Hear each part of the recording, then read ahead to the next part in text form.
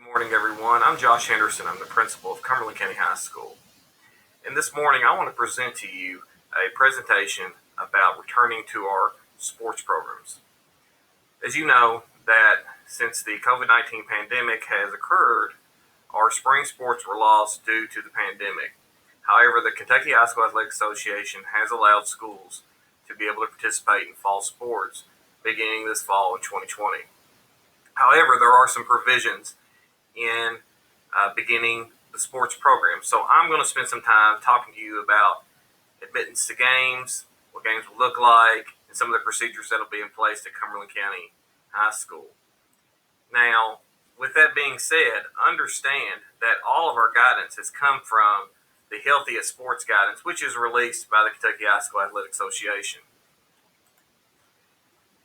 First step is actually coming to a game. There will be a screening process. Our students are familiar with this because each and every day that they are dropped off from by their parent, they drive to school, or they are dropped off from a bus, there's a screening procedure that takes place. Many of you have seen us take temperatures of students before they come to the door, and we also have contact tracing procedures that are in place. It'll be similar when you're admitted to a ball game. So upon arrival, guests will have a temperature check at the door. They will review a COVID-19 symptom checklist and provide their name and phone number for contact tracing purposes. All athletic participants, including players and staff, will be rescreened before each practice and/or competition. So the current protocol permits accepting a temperature of 100.4 or less. In the event a person does not meet the temperature threshold or exhibits current known symptoms of COVID-19, that individual shall not be admitted to the facility. So let's talk about gate admittance. We will still sell tickets at the door, as we have in the past, but we will also have markers on the floor for social distance protocols. We need to keep 6 feet away on those floor markings, and please stand on those floor markings as you're waiting to buy a ticket. Anyone entering must also wear a facial covering in the facility at all times. Every student or child must be accompanied by an adult for supervision purposes. So let's talk about our attendance capacity. As we know with social distancing and stuff, we're not going to be able to keep as many people in a gym facility as we have in the past. So when volleyball season starts, we've marked off all the bleachers and we have seen the capacity that we can hold in a gym. The current protocols is 50% seating capacity will be admitted, providing 6 feet distancing that can be maintained. So we have enough tickets to be sold for 50% capacity at our games. At the conclusion of the event, spectators are to leave the venue as quickly as possible to prevent any social gatherings after a ball game. Our seating. Spectators will practice social distancing of at least 6 feet. Every other row of bleachers will not be used. It'll be marked off. Facial coverings are required, and also families are encouraged to sit together, and children should remain seated with their family. And then the chairback seating, which we've always had in the past, is going to be limited this year due to social distancing. So let's talk about our scores table. People who work the scores table, only the people allowed at the scores table will be the clock keeper, the official score, and the libero tracker. The libero tracker is something that we use in volleyball. Each official will also wear a facial covering as well. So let's talk about sanitizing. What sanitizing protocols do we have in place? Looking at the guidance, also discussing with the health department, our athletic department has decided that game balls will be sanitized between sets and quarters.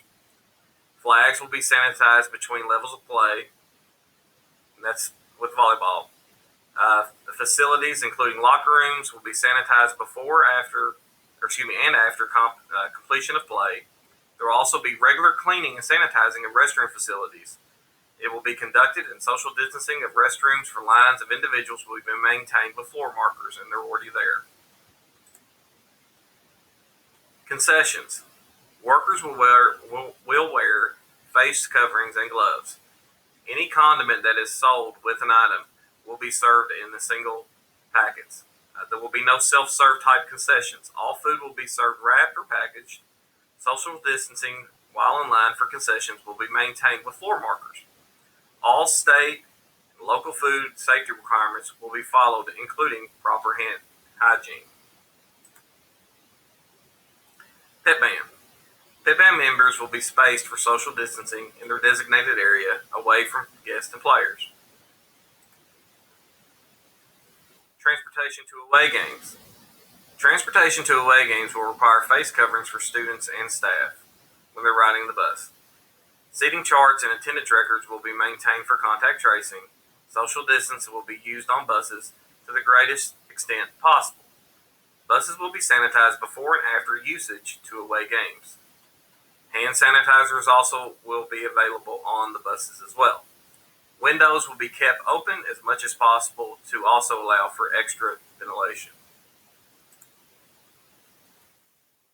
So here's the protocol if we suspect or have a positive case of COVID-19. If a student, coach, or official is or becomes sick on site with symptoms of COVID-19, they will be placed in the school's designated quarantine area located in the nurses station. The individual must wear a face covering until they can be picked up.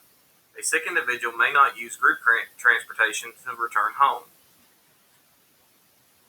If an ambulance is called, the administrator on duty will contact the hospital in advance to alert them that the person may have COVID-19. The local health department will be contacted by the administrator on duty for further direction in the event of someone testing positive for COVID-19. The school will initiate its communication plan. Individuals who test positive shall follow the specific protocol established by the local health department, which includes protocols for those exposed to the individual with the positive test and involves full cooperation with contact tracing. I also added links to this video as well, which we'll share also on social media and possibly through our Remind app. But these are sites that you can go to for further directions. I also put the link in for the fall sports specific guidance can be found at the Kentucky High School Athletic Association, so that link's there. The Healthy at Sports document, which is the whole document for the entirety of fall sports, is also, the link is on the site as well.